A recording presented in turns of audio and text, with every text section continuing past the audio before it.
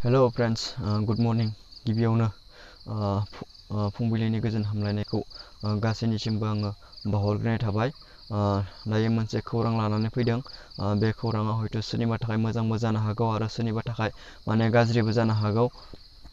जे आसाम पुलिसनि एबि आरो इउबिनि जि इन्टारभिउखौ जि खालारनिफ्राय पस्टपन खालामनानै दोननाय जादोंमोन एबा बन्द' खालामनानै दोननाय जादोंमोन, दायो 29 अक्ट'बराव बिथांमोना मोनसे नटिस होदों एबा मोनसे टेन्डार मारिदों।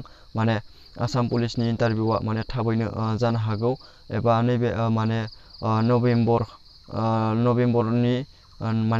दाननि लास्ट उइकसिम बिथांमोना फाइनालि मोनसे लिस्ट दिहुननायनि मोनसे बाथ्रा बुंदों। आसाम पुलिसनि जि एबि इउबिनि इन्टारभिउ बियो 100% रि इन्टारभिउ जानायनि चान्स दङ। बेखायनो जाय बिथांमोना आसाम पुलिसनि जि एबि इउबिनि जि इन्टारभिउआव जाय बिथांमोना इन्टारभिउ होखांनानै पास जाबाय आरो जाय बिथांमोना फेल जाबाय आरो जाय बिथांमोना होनो दङमोन, बिथांमोनखौ आङो खावलायो नोंथांमोना थाबैनो फाइनालि लिस्टखौ मोननो थांगासिनो दङ। ओंखायनो नोंथांमोना गासैबो प्रेक्टिसखौ लाखिबाय थादो। दा बिथांमोना बुंनाय बायदिब्ला जे आसाम पुलिसनि जि इन्टारभिउआव माखासे इलेक्ट्रनिक बुस्थु नांगौ जायो।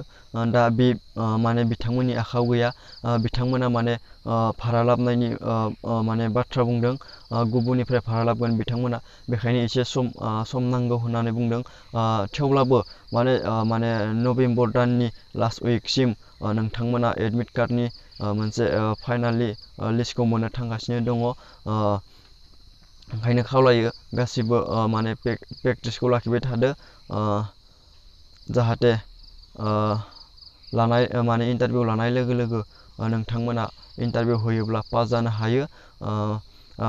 इन्टारभिउआ डिसेम्बर दाननि गेजेराव डिसेम्बरनि लास्ट उइकफोराव लासे जानायनि चान्स दङ।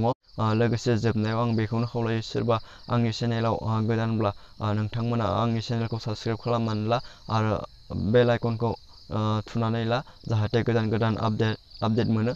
गोजोन्थों।